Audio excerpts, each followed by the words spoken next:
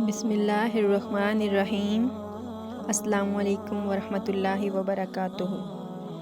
حضرت علی رضی اللہ تعالیٰ عنہ نے اپنے ایک شاگرد سے فرمایا کہ میں تمہیں اپنا اور اپنی بیوی فاطمہ رضی اللہ تعالیٰ عنہا کا، جو حضور پاک صلی اللہ علیہ وآلہ وسلم کی صاحبزادی اور سب گھر والوں میں زیادہ لاڈلی تھی، قصہ نہ سناؤں؟ انہوں نے عرض کیا، ضرور سنائیں۔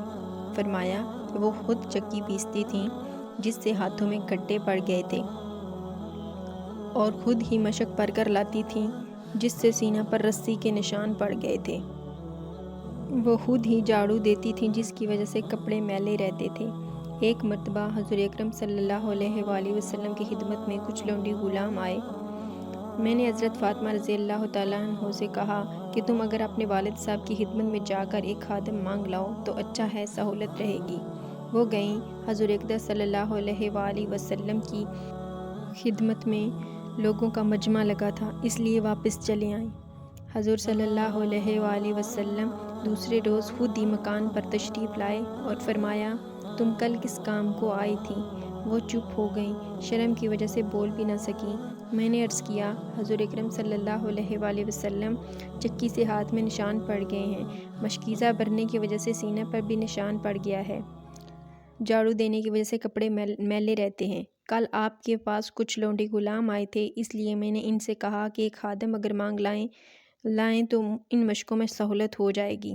حضور صلی اللہ علیہ وآلہ وسلم نے فرمایا، فاطمہ، اللہ سے ڈرتی رہو اور فرض ادا کرتی رہو اور گھر کے کاروبار کرتی رہو، اور جب سونے کے لیے لیٹو تو سبحان اللہ 33 مرتبہ، الحمدللہ 33 مرتبہ، اللہ اکبر 34 مرتبہ پڑھ لیا کرو، یہ خادم سے بہتر ہے۔ انہوں نے عرض کیا کہ میں اللہ کی تقدیر اور اس کے رسول صلی اللہ علیہ وآلہ وسلم کی تجویز سے راضی ہوں۔ سبحان اللہ۔ تو میری پیاری بہنوں، اگر آپ بھی دن بھر کام کرنے کی وجہ سے تھک جاتی ہیں تو رات کو سونے سے پہلے یہ تسبیح پڑھ لیا کریں۔ اس کی وجہ سے آپ کی تھکن بھی دور ہو جائے گی اور آپ کو ثواب بھی ملے گا۔ اللہ تعالیٰ سے دعا ہے کہ اللہ تعالیٰ ہمارے کام میں آسانیاں پیدا کرے، ہمارے رزق میں برکت عطا فرمائے۔ اگر آپ کو میری یہ ویڈیو اچھی لگی تو پلیز لائک کریں، سبسکرائب کریں اور شیئر کریں تاکہ کسی اور کا بھی بھلا ہو سکے۔ اللہ حافظ۔